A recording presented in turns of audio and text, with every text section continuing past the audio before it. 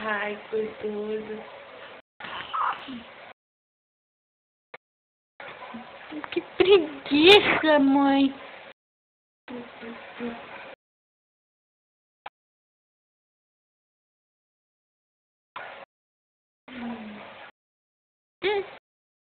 Não sei o que as câmeras.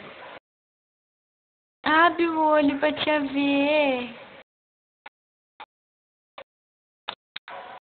Abre o olho pra te ver.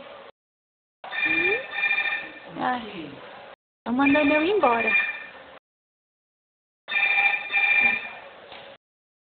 Abre o olho pra te ver, coisa gostosa. Aí você fala tchau e resolve abrir.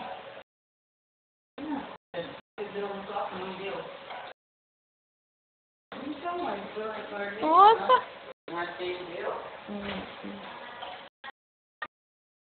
O olhinho dele tá bem inchado mesmo, né? Tá, porque entrou uma sujeirinha do quarto. Entrou? Aham, aquele ali principalmente. Aí aqui eu fui porque a médica, a pediatra veio olhar eles e ela abre assim o olho, tá tudo ficando inchadinho.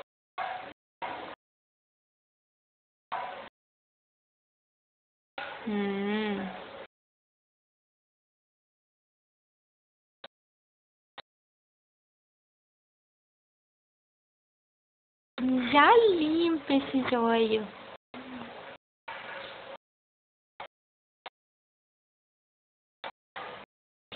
Ele ficou quietinho, não vai fazer mais nada.